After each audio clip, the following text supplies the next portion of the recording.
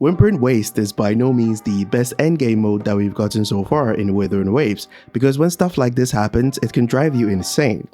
No, God! No, God, please, no! No! No! No!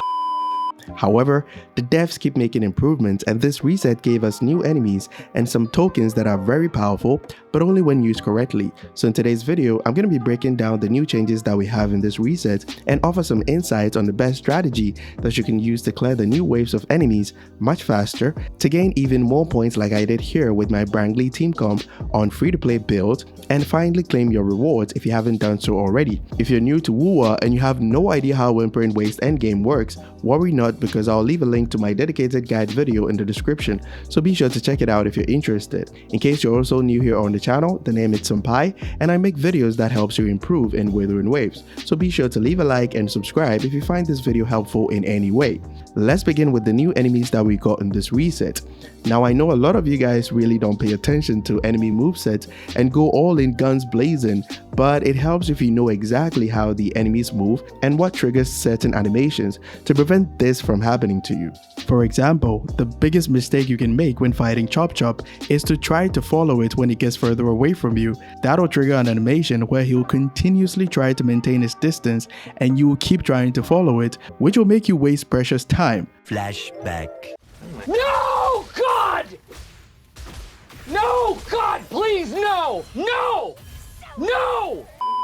However, if you focus on other enemies that have less mobility, Chop Chop will automatically come closer to you after trying to maintain its distance, so you basically don't need to chase it and it will come right back where you were. But the focus of today's video is on the new enemies. If you guys want me to cover all the movesets for every enemy in Whimpering Waste, leave it down in the comment and I'll consider making it. In this reset, the devs introduced LaGuardia, Sagittario, Sacerdos, and the cute little dragons including Aero Drake, Electro Drake, and Glacial Drake. Sacerdos and Sagittario always spawn together, and the good news is that the Sacerdos enemies are mostly stationary or do not move around a lot unless you stay too close to them for a very long time, which will make them move to another location like a chess piece, but chances of that happening is pretty low since they will be sent to the Shadow Realm by then. However, their attacks have long range and an incredibly long stagger effect, so if they hit you once, it opens up a big window for other enemies to hit you,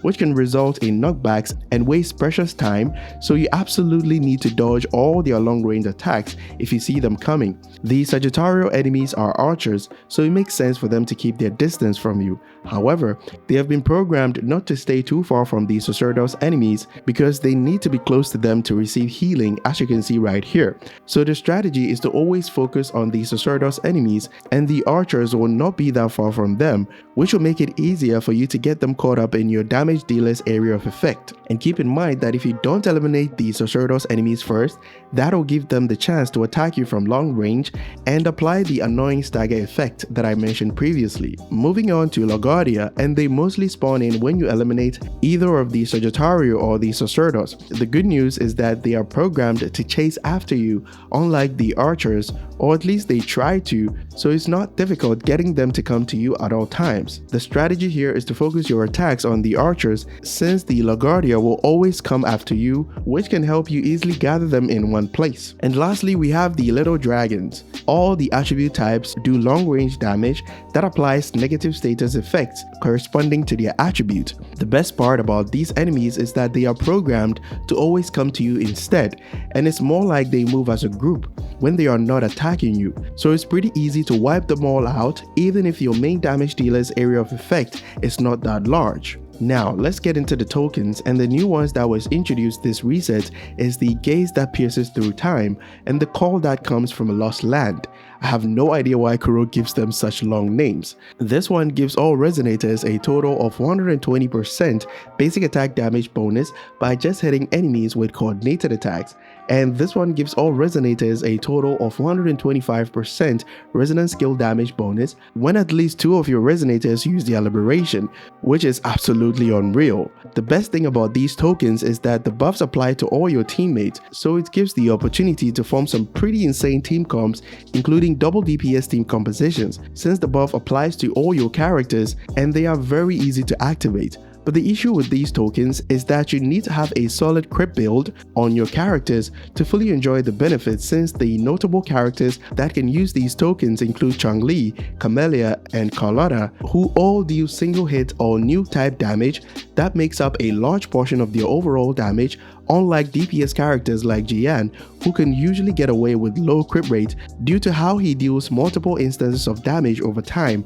from his King Lung mode. So if you want to use these tokens, I recommend at least 75% crit rate, and for crit damage, the higher you can possibly have with 75% or more crit rate, the better. Possible team comps that you can form with the gaze that pierces through time include Healer Flexlot, Cantarella, and Camellia, or Healer Flexlot, Cantarella, and Havoc Rover. Cantarella can help prevent enemies from splitting up with a hazy dream in the Havoc Rover team composition, which can be good for Havoc Rover since their area of effect is quite limited. Possible team comps that you can form with the call that comes from Lost Land include Healer Flexlot, Carlotta, and Chun-Li. Chun-Li can help add a bit more area of effect damage capabilities, since Carlotta's area of effects for doing damage is quite low. The next team I recommend is Cantarella on Moonlit build, Jinxie, and Carlotta, and finally Cantarella on Moonlit build, Jinxie, and Chun-Li. Cantarella's addition to these teams is mainly for coordinated attacks and preventing enemies from splitting up with Hazy Dream due to the time freeze effect and resonance skill damage amplification, which can be given to either Jinxie, Carlotta, or Chun-Li based on your team selection choice or the type of account that you have. This reset also brought back the best 5-star token in my opinion, and that's the Gospel that receives harmonized praise due to its versatility and can even outperform the previous tokens if you have a decent investment in your DPS characters, like having their signature weapon for example, because with 40% additional crit rate, you're guaranteed to crit any type of damage, since endgame builds usually end up with 65% crit rate if the DPS character does not have crit rate on their skill tree, like my Camellia build right here for example, and I have crit rate and crit damage on all my echo pieces as you guys can see right here. The 80% additional crit damage coupled with 100% crit rate will boost your DPS even further to do decent and consistent damage over time, which is required for Whimpering Waste, unlike single target endgame modes like the Tower of Adversity, where you can usually get away with low crit rate builds with a few retries, so you can never go wrong with this token. The best part is that it also reduces the dependency on Shopkeeper, so you can form some crazy team comps like a double DPS or even triple DPS team compositions, so it can give room to play almost any team that you prefer, as long as you have a decent investment in the characters that you're using. If the DPS characters you have are mostly suitable for single target enemies like Camouflage or Encore, I recommend the Plunderer's Captain Seal and the Cruise Wing as the main echo for the healer on your team to proc more AoE electro damage. You can watch this video right here